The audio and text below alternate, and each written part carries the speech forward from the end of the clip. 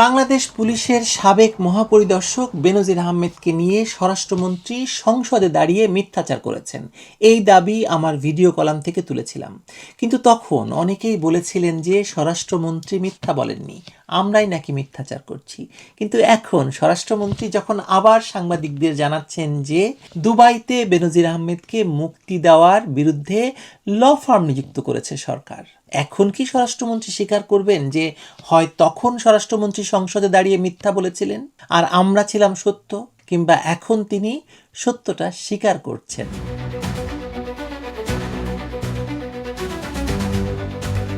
14ই June সংসদে স্বরাষ্ট্রমন্ত্রী সালাউদ্দিন আহমদ এমনভাবে বেনজির আহমদের গ্রেপ্তারের ঘোষণা দিয়েছেন যেন বাংলাদেশ কোনো যুদ্ধ জয় করেছে, যেন বাংলাদেশ সরকারের অনুরোধে ইন্টারপোল অভিযান চালিয়ে দুবাই থেকে একজন আন্তর্জাতিক পলাতক আসামিকে ধরে ফেলেছে।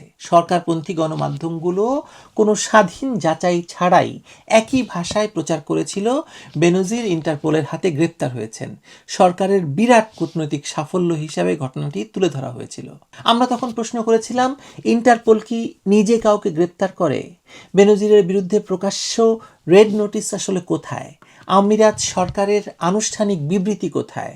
গ্রেপ্তারি আদেশ, মামলা নম্বর কিংবা প্রত্যর্পণ আবেদনের কপি কোথায়? বাংলাদেশ সরকার কোন আইনি প্রক্রিয়ায় এই গ্রেপ্তার করিয়েছে বা কিভাবে তাকে ফেরত আনবে? সেসব প্রশ্নের একটিরও উত্তর দেওয়া হয়নি, বরং প্রশ্ন তোলার অপরাধে আমাদেরকেই মিথ্যাবাদী বানানোর চেষ্টা হয়েছে। এখন প্রায় 1.5 মাস পর জানা যাচ্ছে যে দুবাইয়ের একটি আদালত বেনজির আহমদকে শর্ত সাপেক্ষে জামিন দিয়েছে। তিনি সংযুক্ত আরব আমিরাত ছাড়তে পারবেন না এবং তার পাসপোর্ট কর্তৃপক্ষের কাছে রয়েছে বলেও সংবাদ প্রকাশিত হয়েছে। আরও জানা যাচ্ছে যে বাংলাদেশ সরকার তার জামিন বাতিলের চেষ্টা করতে দুবাইয়ে একটি ল ফার্ম নিয়োগ করেছে। আমি হোম সেক্রেটারির সাথে কথা বলেছি। হোম সেক্রেটারি দুবাইয়ের আমাদের যে ইউএই অ্যাম্বাসেডর, তার সাথে কথা বলেছে। আমরা ল ফার্ম নিয়োগ করেছি, কয়েকদিন আগেই ল ফার্ম নিয়োগ করেছি। এই বিষয়টা শুধুমাত্র তাকে ইনস্ট্রাকশন দেওয়া হয়েছে যেন বেইল ক্যান্সেলেশনের জন্য সে পার্সু করবে। যতদূর জানা গেছে বেনজির আহমেদের ঘনিষ্ঠ লোকজনের কাছ থেকে যে বেনজির আহমেদ একজন মুক্ত ব্যক্তি। তিনি তার ভিসা জটিলতার কারণে তার পাসপোর্ট জমা দিয়েছিলেন এবং সেই পাসপোর্ট এখনও দুবাই কর্তৃপক্ষের কাছে আছে এই ভিসা নবায়নের জন্য। এখানে ঘটনাটি একটু খেয়াল করুন। সাংবাদিকেরা যখন বেনজিরের মুক্তি সম্পর্কে স্বরাষ্ট্রমন্ত্রীর কাছে জানতে চাইলেন, তখন তিনি প্রথমে বললেন তিনি নাকি মঞ্চে বসেই বিষয়টি শুনেছেন। শুনলাম এটা স্টেজে বসে, সাথে সাথে আমি হোম সেক্রেটারির সাথে কথা বলেছি। হোম সেক্রেটারি দুবাইয়ের আমাদের যে ইউএই অ্যাম্বাসেডর, তার সাথে কথা বলেছে। সঙ্গে সঙ্গে স্বরাষ্ট্র সচিবের সঙ্গে কথা বলেছেন। স্বরাষ্ট্র সচিব আবার দুবাইয়ে বাংলাদেশের রাষ্ট্রদূতের সঙ্গে কথা বলেছেন। কিন্তু পরের বাক্যেই তিনি বললেন কয়েকদিন আগেই সরকার এই নির্দিষ্ট বিষয়ে একটি ল ফার্ম নিয়োগ করেছে এবং সেই প্রতিষ্ঠানকে বেনজিরের জামিন বাতিলের জন্য আইনি পদক্ষেপ নিতে নির্দেশ দেওয়া হয়েছে। কয়েকদিন আগেই ল ফার্ম নিয়োগ করেছি। এই বিষয়টা শুধুমাত্র তাকে ইনস্ট্রাকশন দেওয়া হয়েছে যেন বেইল ক্যান্সেলেশনের জন্য সে পার্সু করবে। তাহলে প্রশ্ন হলো, যে জামিনের খবর স্বরাষ্ট্রমন্ত্রী মঞ্চে বসে তখনই শুনলেন, সেই জামিন বাতিলের জন্য কয়েকদিন আগেই তিনি ল ফার্ম নিয়োগ করলেন কিভাবে? মিথ্যাচারের তো একটা সীমা আছে ভাইজান। এটি কি সময়ের হিসাবের ভুল, নাকি তথ্যের গরমিল, নাকি স্বরাষ্ট্রমন্ত্রী কোনটি কখন বলছেন সেটি আর মনে রাখতে পারছেন না? চিকিৎসা দরকার? মানে শিলংয়ে থাকতে তো তার এরকম ঘটনা হওয়ার কথা নয়। তিনি তো কোনো নির্যাতনের শিকার হননি, হয়েছেন? আরও বিস্ময়কর হলো, স্বরাষ্ট্রমন্ত্রী বলছেন তিনি খবরটি নতুন শুনেছেন, অথচ তার মন্ত্রণালয় কয়েকদিন আগেই আইনজীবী নিয়োগ করেছে। পুলিশ সদর দপ্তর আবার বলছে বেনজিরের জামিনে মুক্তির বিষয়ে তাদের কাছে আনুষ্ঠানিক কোনো তথ্য নেই। বাংলাদেশের ইন্টারপোল শাখাও নাকি কিছু জানে না। পররাষ্ট্র মন্ত্রণালয় বলছে আমিরাতের সঙ্গে নথিপত্র বিনিময় এবং প্রত্যর্পণ নিয়ে যোগাযোগ চলছে। রাষ্ট্রের এক বিভাগ জানে, আর এক বিভাগ জানে না। স্বরাষ্ট্রমন্ত্রী খবরটি তখনই শুনেছেন মঞ্চে বসে, কিন্তু তার সরকার আগেই আইনজীবী নিয়োগ করে ফেলেছে। পুলিশ আনুষ্ঠানিক তথ্য পায়নি, কিন্তু গণমাধ্যমে কারাগার, জামিন, আদালতের শর্ত এবং পাসপোর্ট জব্দের বিস্তারিত তথ্য ছাপা হয়েছে। এটি কি রাষ্ট্র পরিচালনা নাকি একটি অসংলগ্ন নাটকের চিত্রনাট্য আপনারাই বলুন। বেনজির আহমেদের বিরুদ্ধে অভিযোগের বিচার হবে কি হবে না সেটি আলাদা বিষয়।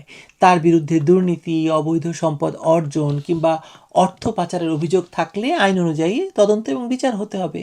কিন্তু কোনো ব্যক্তির বিরুদ্ধে অভিযোগ আছে বলেই রাষ্ট্র তার সম্পর্কে অসত্য, অসম্পূর্ণ বা যাচাইহীন তথ্য সংসদে দাঁড়িয়ে প্রকাশ করতে পারে না, যদি না সেই সংসদ অবৈধ হয়। কারণ কোনো দায় দায়িত্ব নেই কারো, সত্য জানানোর কোনো দায়িত্বশীলতা নেই। সংসদ কোনো দলীয় সংবাদ সম্মেলনের জায়গা নয়। সংসদে একজন মন্ত্রী যা বলেন সেটি সরকারের আনুষ্ঠানিক বক্তব্য হিসাবে বিবেচিত হয়। সেই বক্তব্যের সঙ্গে দেশের মর্যাদা, সরকারের বিশ্বাসযোগ্যতা এবং সংসদের পবিত্রতা জড়িত। সুতরাং প্রশ্নটি এখন শুধু বেনজিরকে নিয়ে নয়, প্রশ্নটি বাংলাদেশের স্বরাষ্ট্রমন্ত্রীর জবাবদিহিতা নিয়ে। তিনি কি সংসদে আবার দাঁড়িয়ে ব্যাখ্যা দেবেন যে 14 জুন তার বক্তব্যের সুনির্দিষ্ট তথ্যসূত্র কী ছিল, আমিরাত কর্তৃপক্ষের পাঠানো কথিত ইমেইলে ঠিক কী লেখা ছিল, সেখানে কি বলা হয়েছিল বেনজিরকে বাংলাদেশের অনুরোধে গ্রেপ্তার করা হয়েছে, নাকি কেবল তাকে আমিরাতের কোনো প্রশাসনিক বা আইনি প্রক্রিয়ার আওতায় নেওয়া হয়েছিল। সরকার যে ল ফার্ম নিয়োগ করেছে সেটি কবে নিয়োগ করা হয়েছে, জামিন দেওয়ার আগে না পরে?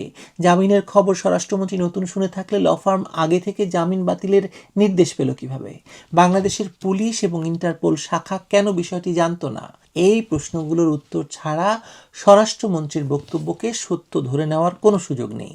বরং এখন মনে হচ্ছে 14 জুন একটি রাজনৈতিক শিরোনাম তৈরির জন্য বেনজিরের ঘটনাকে ফুলিয়ে ফাঁপিয়ে সংসদে উপস্থাপন করা হয়েছিল। দেশের আইন শৃঙ্খলা পরিস্থিতি, খুলনায় সহিংসতা, হত্যাকাণ্ড এবং সরকারের ব্যর্থতা থেকে মানুষের দৃষ্টি সরানোর জন্য একজন সাবেক পুলিশ প্রধানকে গ্রেপ্তারের গল্প সামনে আনা হয়েছিল। রাষ্ট্রের সমস্যা হচ্ছে মিথ্যা একবার বলে ফেললে সেটিকে রক্ষা করতে আরও অনেক অসংলগ্ন বক্তব্য দিতে হয়, আরও মিথ্যার পর মিথ্যা সাজাতে হয়। প্রথমে বলা হলো ইন্টারপোলের মাধ্যমে গ্রেপ্তার, পরে বলা হলো আদালতের জামিন, তারপর বলা হলো জামিনের খবর জানা নেই, আবার বলা হলো জামিন বাতিলের জন্য কয়েকদিন আগেই ল ফার্ম নিয়োগ করা হয়েছে। এখন স্বরাষ্ট্রমন্ত্রীর সামনে 3টি পথ খোলা আছে। তাহলে প্রথমত, তিনি সংসদে গিয়ে স্বীকার করতে পারেন যে 14 জুন তিনি অসম্পূর্ণ বা যাচাইহীন তথ্য দিয়েছিলেন। দ্বিতীয়ত, সংশ্লিষ্ট ইমেইল, গ্রেপ্তারি নথি, আদালতের আদেশ এবং ল ফার্ম নিয়োগের তারিখ প্রকাশ করে নিজের বক্তব্য প্রমাণ করতে পারেন। তৃতীয়ত, তিনি আগের মতোই প্রশ্ন এড়িয়ে নতুন নতুন গল্প বলতে পারেন। কিন্তু তৃতীয় পথটি নিলে ক্ষতি শুধু সালাউদ্দিন আহমেদের হবে না, ক্ষতি হবে সংসদের, সরকারের এবং বাংলাদেশের রাষ্ট্রীয় বিশ্বাসযোগ্যতার, যেটি আসলে নেই। সবকিছু মিলিয়ে প্রশ্ন আসলে একটাই, সংসদে দাঁড়িয়ে বেনজিরকে নিয়ে মিথ্যা বলা স্বরাষ্ট্রমন্ত্রী এখন কি বলবেন? সত্য স্বীকার করবেন, প্রমাণ প্রকাশ করবেন, নাকি আরও একটি মিথ্যা দিয়ে আগের মিথ্যাকে ঢাকার চেষ্টা করবেন? দেখা যাক। আমার ধারণা কিছুই করবেন না, চুপ হয়ে যাবেন। কিন্তু সরকারের সেই বাবরি দোলানো মহান উপদেষ্টাটি কি বলবেন? তিনি তো অনেক কথা বলেন, বেনজিরকে নিয়ে বলেন, ভারত বাংলাদেশ সম্পর্ক নিয়ে বলেন। এবার বেনজিরকে নিয়ে তারও একটি বক্তব্য তো বানতা হ্যায়, হ্যাঁ না? ভালো থাকবেন সবাই।